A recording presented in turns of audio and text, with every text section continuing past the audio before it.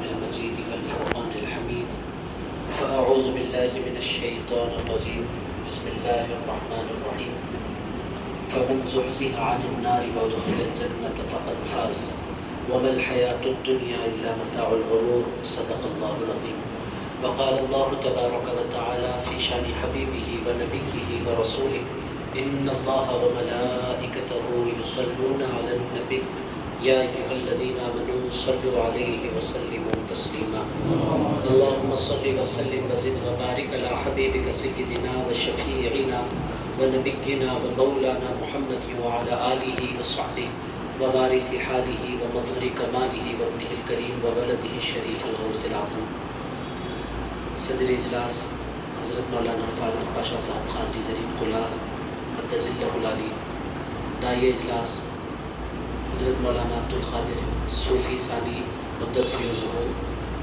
جانشین حضرت قبول پاشا حضرت کامل شداری علیہ الرحمہ حضرت کامل پاشا صاحب قادری مدت فیوزہ، میرے عزیز دوست نوجوان عالم دین حضرت مولانا ڈاکٹر سید شاہ خلیل اللہ بشیر اویس بخاری صاحب مدت فیوزہ، اور اس کے ساتھ ساتھ محفل میں تشریف فرما حضرت مولانا سید اسحاق محی الدین صاحب قادری مدت فیوزہ، و جمیع معزز و مکرم بزرگوں، نوجوان دوستوں، عزیز ساتھیوں، آج کا مبارک اجلاس جیسا کہ آپ تمام حضرات جانتے ہیں ضیاء المشائخ حضرت مولانا سید شاہ قبول پاشا قادری شداری ادیب علیہ رحمۃ الرضوان کی یاد میں آج کا یہ جلسہ رکھا گیا ہے۔ عزیز دوستوں، حضرت قبول پاشا شداری رحمۃ اللہ تعالیٰ علیہ کی جو شخصیت مبارکہ گزری وہ ہم تمام کے لیے اپنے اندر بہت سی چیزیں رکھتی ہے جسے ہمیں سیکھنے کی ضرورت ہے۔ ہم میں سے بہت سے ایسے ہیں جنہوں نے ان سے بارہا ملاقاتیں کی ہیں، بار بار ان کو دیکھنے کا ہمیں موقع ملا اور ان کی مجلسوں میں بیٹھنے کا ہمیں موقع ملا۔ تقریباً ہم میں سے جتنے بیٹھے ہیں تقریباً لوگوں نے حضرت قبول پاشا شداری رحمۃ اللہ تعالیٰ علیہ کو دیکھا بھی ہے، ان سے ملاقاتیں بھی کی ہیں۔ عزیزان گرامی قدر، جس کو اللہ بڑا بناتا ہے بے وجہ وہ بڑا نہیں ہوتا۔ آپ حیدرآباد میں دیکھیں گے کہ حیدرآباد یہ علماء کا شہر ہے اور حیدرآباد یہ مشائخ کا شہر ہے۔ تقریباً 90s کے آغاز میں حضرت قبول پاشا شداری رحمۃ اللہ تعالیٰ علیہ کو معتمد بنایا گیا صدر مجلس علماء دکن کا، اور پھر رویت ہلال کمیٹی کا باضابطہ ان کو صدر بنایا گیا۔ اور یہ صدر بنایا جانا، یہ معتمد بنایا جانا، یہ ایسے اتفاق نہیں تھا، ان کے اندر وہ صلاحیتیں تھیں۔ اور اس وقت حیدرآباد کے اکابر موجود تھے، جامعہ نظامیہ میں اپنے اکابر مشائخ میں ایک بہت بڑی تعداد علماء میں ایسی ہستیوں کی تھی جو اپنی جگہ ایک انجمن تھے۔ عزیزان گرامی قدر، اتنی ہستیوں کے موجود ہونے کے باوجود تمام ہستیوں نے جس ہستی کی بلندی پر اور صدارت پر اعتماد کیا وہ ہستی حضرت قبول پاشا شداری کی ہستی تھی۔ عزیزان گرامی قدر، بہت بڑی شخصیتیں حیدرآباد میں اس وقت موجود تھیں۔ اب تو خیر قحط الرجال کا دور، جیسے جیسے دور گزرتا چلا جا رہا ہے، جو بنتا جا رہا ہے اگر آپ دیکھیں تو پھر اس کے جیسا پھر آپ کو دنیا میں نظر نہیں آ رہا۔ جیسے جیسے زمانہ حضور سے دور ہوتا جا رہا ہے ویسے ویسے برکتوں میں کمی آتی جا رہی ہے، ویسے ویسے شخصیتوں میں کمی آتی جا رہی ہے۔ اس زمانے میں جس زمانے میں انتہائی معیاری شخصیتیں بڑے پیمانے پر حیدرآباد میں پائی جاتی تھی، تمام علماء نے اور تمام مشائخ نے اس بات پر اتفاق کیا کہ صدر مجلس علماء دکن کے اگر کوئی معتمد ہوں گے تو حضرت قبول پاشا شداری ہوں گے۔ عزیزان گرامی قدر، وجہ کیا تھی؟ ان کے اندر وہ کوالٹیز تھیں۔ وہ کوالٹیز کیا تھی؟ بہت سی کوالٹیز ان کے اندر تھی جو ہمیں دیکھنی ہے، جو ہمیں سیکھنی ہے، جو ہمیں اپنانی ہے۔ عزیزان گرامی قدر، سب سے بڑی کوالٹی حضرت قبول پاشا شداری رحمۃ اللہ تعالیٰ علیہ کی جو میں نے محسوس کی وہ ان کی سادگی بھی تھی، وہ ان کی شفقت بھی تھی۔ عزیز دوستو، وہ امت کو ٹائم دیتے تھے، وہ نوجوانوں کو ٹائم دیتے تھے۔ میں نے 2-4 مرتبہ خانقاہ میں حاضری کی سعادت حاصل کی۔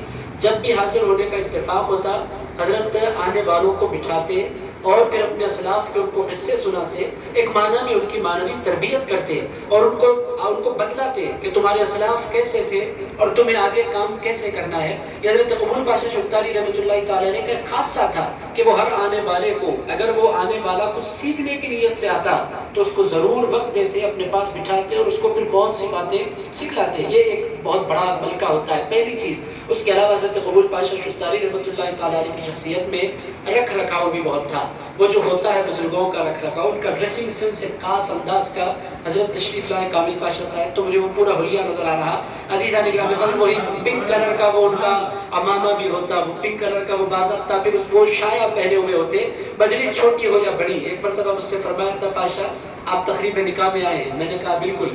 ارشاد فرمایا پھر آپ کا امامہ کہاں ہے؟ آج بھی میں آ گیا، آتے آتے میں نے سوچا اس جلسے میں تو مجھے امامہ باندھ کر آنا چاہیے تھا.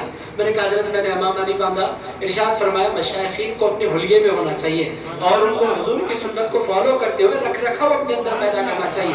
حضرت کا خاصہ یہ تھا کہ وہ ہمیشہ ان کا شایہ بھی ہوتا اور پھر ان کا امامہ بھی ہوتا، ان کا پھر وہ رومال بھی ہوتا. وہ ایک خاص انداز کے ساتھ مجلس میں تشریف لاتے اور جب وہ مجلس میں تشریف لاتے تو پھر مجلس میں پھر وہ مرکز نظر بھی بن جاتے اور لوگ محبتوں کے ساتھ ان کو دیکھتے بھی اور پھر دل خود بخود بچھے جاتے اور لوگ ان کی طرف دوڑ دوڑ کر جاتے. ایک مرتبہ میں نے ایسا نہیں دیکھا جتنی مجلسوں میں نے حضرت کو دیکھا اسی رکھ رکھاؤ میں دیکھا، اسی خاص انداز میں دیکھا. اور وہ جب تشریف لاتے تو عزیزان گرامی قدر پہلی چیز میں نے آپ کی خدمت میں عرض کی کہ ایک تو شفقت ان کی طبیعت میں تھی، دوسرا ان کی طبیعت میں رکھ رکھاؤ تھا. معیار ہونا چاہیے انسان کا، وہ اس کے لباس کے ذریعے سے بھی ظاہر ہوتا ہے. حضرت قبول پاشا شفتاری رحمۃ اللہ علیہ میں حد درجہ اتم تھا. عزیزان گرامی قدر تیسری چیز اپنے ساتھ جو لوگ ہوتے ہیں معاصرین کے ساتھ جو کنیکشن ہوتا ہے ان کی لڑائی کسی سے نہیں تھی. وہ اپنے سارے برادران سے، سارے مشائخ سے، سارے علماء سے اتنی محبت کا سلوک کرتے تھے کہ ان کی مخالفت میں کھڑا ہونے والا آپ کو پورے مشائخ میں کوئی نظر نہیں آئے گا.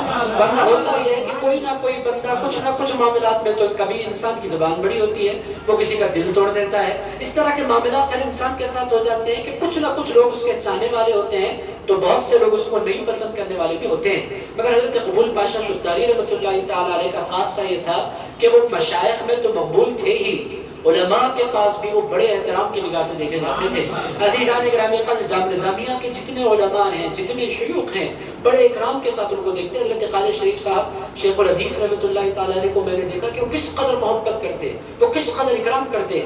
حضرت شیخ الجامعہ مفتی خلیل احمد صاحب قبلہ مدد ذلہ العالی کو میں نے دیکھا کہ وہ کس قدر اکرام کرتے حضرت قبول پاشا شفتاری رحمۃ اللہ تعالیٰ علیہ کا. عزیزان گرامی قدر یہ دو ہستیوں کے میں نے نام لیے. آج اگر آپ دیکھیں پورے حیدرآباد کا جائزہ لیں، جتنے مشائخ کو آپ دیکھیں گے وہ قبول پاشا شفتاری رحمۃ اللہ تعالیٰ علیہ کا احترام کرتے ہوئے نظر آئیں گے.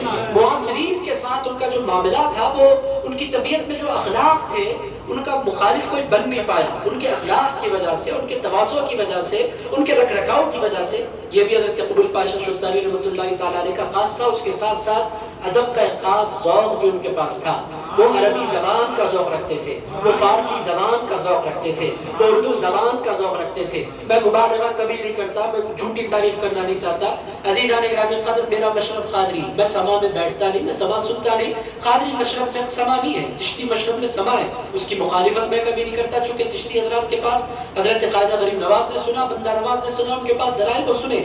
میں قادری ہونے کی وجہ سے عام طور پر سما میں نہیں بیٹھتا، کم بیٹھتا ہوں، اہتمام کے ساتھ نہیں بیٹھتا. کبھی کبھی اتفاق ہو جائے تو ہو جائے، مگر حیدرآباد میں وہ اتفاق بھی بار بار ہو جایا کرتا ہے. جب بھی آپ رسوں کی مجلس میں جائیں، کچھ ہو یا نہ ہو، سما ضرور ہوتا ہے اور قوالی ضرور ہوتی ہے. تو وہ اتفاق بھی میرے ساتھ بار بار ہوتا رہتا ہے.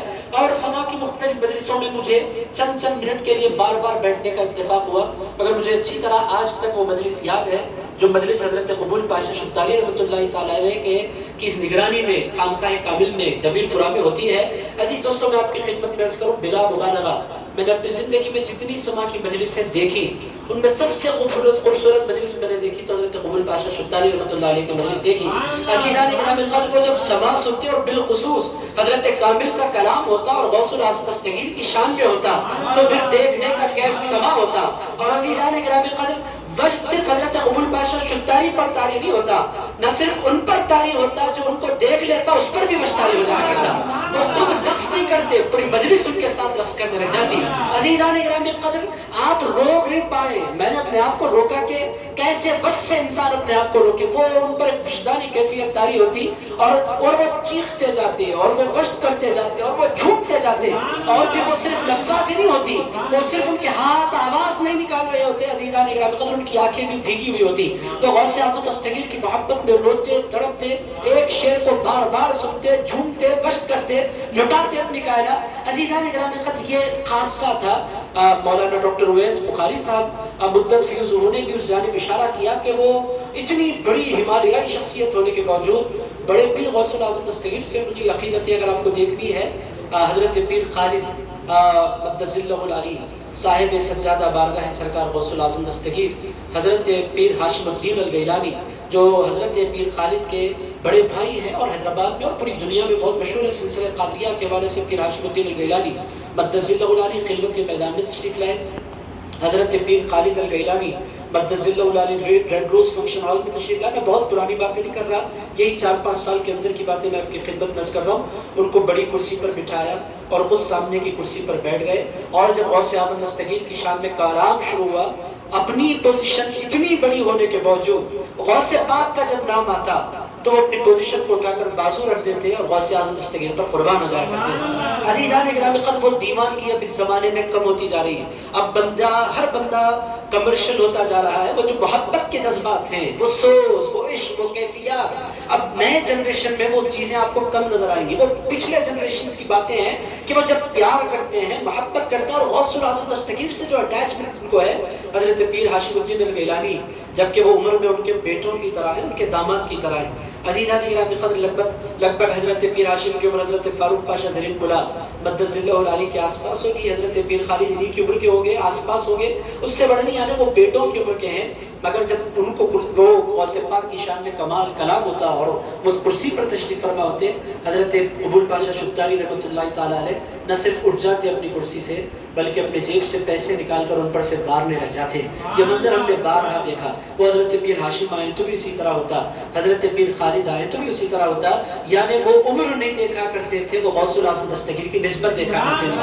عزیزان گرامی قدر، یہ اس زمانے میں ہو کیا گیا ہے، نسبتیں کم دیکھی جا رہی ہیں، عمر زیادہ دیکھی جا رہی ہے، تقویٰ زیادہ دیکھا جا رہا ہے، صلاحیت زیادہ دیکھی جا رہی ہے. ادب کرنے سے پہلے 100 مرتبہ انسان کو جانچا جا رہا ہے کہ اس کا پاسٹ کیسا ہے، اس کا حال کیسا ہے، اس کا علم کیسا ہے، اس کا تقویٰ کیسا ہے، اس کا زہد کیسا ہے، اس کا ورع کیسا ہے. حضرت قبول پاشا شبداری فرمایا کرتے تھے، یہ سب چیزیں میں نہیں دیکھا کرتا، میں تو غوث پاک کی جانشین میں اس کی نسبت دیکھا کرتا ہوں، اور میں نسبت پر قربان ہو جانے والوں میں سے ہوں. عزیزان گرامی قدر، قربان ہو جاتے. یہ خاصہ ہے حضرت قبول پاشا شبداری رحمۃ اللہ تعالیٰ علیہ کا، جو اس زمانے میں ختم ہوتا جا رہا ہے. عزیزان گرامی قدر، انسان بنتا نہیں ہے.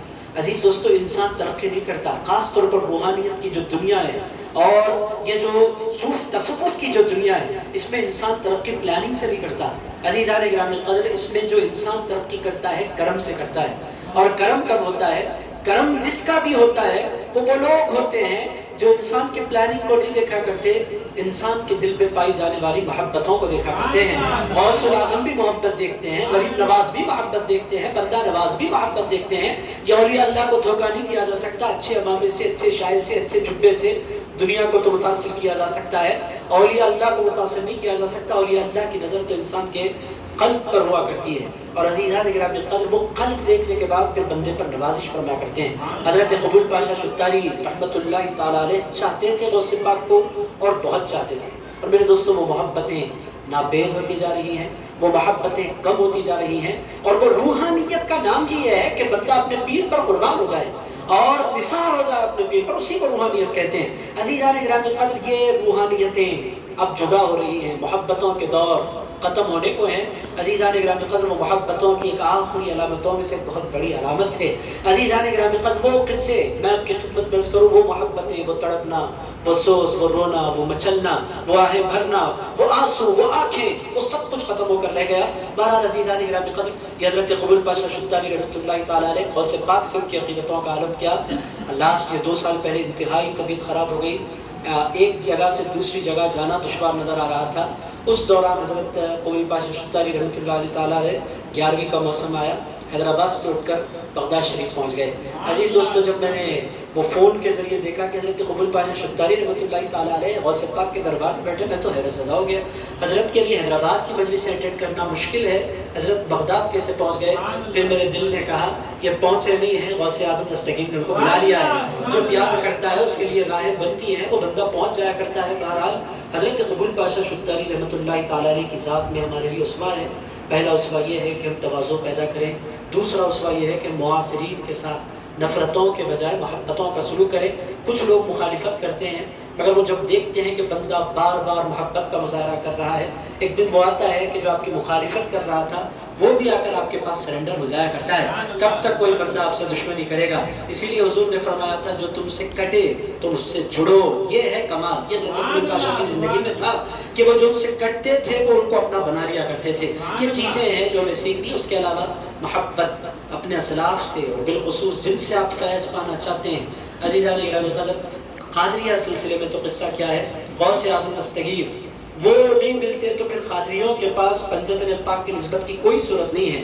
قادریوں کے پاس مولا علی تک پہنچنے کا، امام حسن تک پہنچنے کا، امام حسین تک پہنچنے کا، بی بی فاطمہ الزہرا تک پہنچنے کا، اور خود رسول اللہ تک پہنچنے کا ایک ہی دروازہ ہے، اس دروازے کو غوث الاعظم دستگیر کہتے ہیں۔ اور عزیزان گرامی قدر، پچھلے زمانوں میں صرف قادری نہیں، چشتی ہوتے تو بھی غوث پاک پر آج کل یہ فیلنگز بہت بڑھ رہی ہیں، میں قادری ہوں، وہ نقشبندی ہیں، وہ سہروردی ہیں، وہ رفاعی ہیں، وہ شاذلی ہیں۔ پچھلے زمانوں میں حیدرآباد کا ماحول کیا تھا؟ جو سنی ہوتا وہ غوث پاک کے در کا غلام ہو جایا کرتا تھا، اور دیوانگی ہوتی تھی بڑے پیر کی، الفت ہوتی تھی بڑے پیر کی، قربان ہو جانا ہوتا تھا غوث الاعظم دستگیر پر۔ اور عزیزان گرامی قدر، پھر حضرت قبول پاشا شلتاری رحمۃ اللہ علیہ کے بہت سے اوصاف، آخری بات میں عرض کر دیتا ہوں عزیزان گرامی قدر، اس کے علاوہ میں نے حضرت قبول پاشا شلتاری رحمۃ اللہ علیہ کو بارگاہ بندہ نواز میں بھی دیکھا۔ اتفاق ہو گیا، میں خطاب کے لیے گیا ہوا تھا، حضرت عرس میں تشریف لایا کرتے تھے، مجھے موقع ملا وہاں کی بھی ان کی حاضری، وہاں کی بھی ان کی عقیدت، مجھے محسوس ہوا کہ یہ ہستی ایسی ہے جو اپنا رشتہ نہیں دیکھا کرتی، اللہ کے ولیوں میں مصطفیٰ کا نور دیکھا کرتی ہیں۔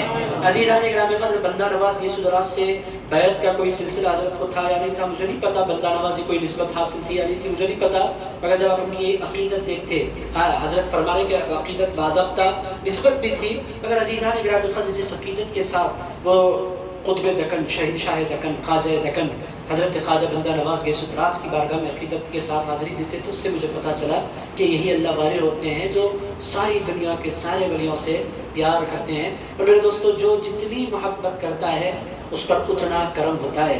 میرے دوستو، جس کے دل میں جتنی محبت ہوتی ہے اس پر بزرگوں کا اتنا ہی فیض ہوتا ہے، اور اس سے دنیا اتنی ہی زیادہ فیضیاب ہوتی ہے۔ مگر عزیز دوستو، یہ دور قحط الرجال کا دور جو جا رہا ہے، پھر ایک خلا ہو جا رہا ہے پوری کائنات میں، پھر اس جیسا عام طور پر نظر نہیں آ رہا۔ بس میں یہی دعا کروں گا کہ ہمارے حضرت کامل پاشا شتاری مقدس اللہ علیہ یہاں تشریف فرمائیں، اللہ تعالیٰ حضرت کامل شتاری اور حضرت قبول پاشا شتاری کا آپ کو سچا جانشین بنائے، اور حضرت قبول پاشا شتاری کا فیض آپ کے ذریعے اللہ تعالیٰ جاری فرمائے۔ میں اللہ رب العزت کی بارگاہ میں دعا کرتا ہوں کہ پاک پروردگار حضرت قبول پاشا شتاری رحمۃ اللہ تعالیٰ علیہ کے درجات بے پناہ بلند فرما، اے اللہ ان کے پورے خاندان کو صبر جمیل عطا فرما، اور اے پاک پروردگار مشائخ میں، علماء میں اچھے اخلاق والے بار بار پیدا فرماتا رہے۔ اے پروردگار ہمیں اپنے اسلاف کا سچا جانشین بنا، ان کے نقش قدم پر چلنے کی ہمیں توفیق عطا فرما۔ صلی اللہ تعالیٰ علی خیر خلقہ سیدنا محمد وآلہ وصحبہ ووارث حالی الغوث الاعظم والحمدللہ رب العالمین۔ حضرات گرامی، میں محفل سے جاؤں تو برا نہیں مانے، اصول کی بات تو یہ ہے کہ اختتام تک بیٹھنا ہے، مگر 3 شادیاں اور الگ الگ علاقوں میں مجھے پہنچنا ہے، تو میں معذرت چاہتا ہوں، محفل چھوڑ کر جا رہا ہوں۔ میں حضرت فاروق پاشا صاحب مقدس اللہ علیہ کی اجازت کے ساتھ آپ سے بتا دیتا ہوں۔ السلام علیکم ورحمۃ اللہ۔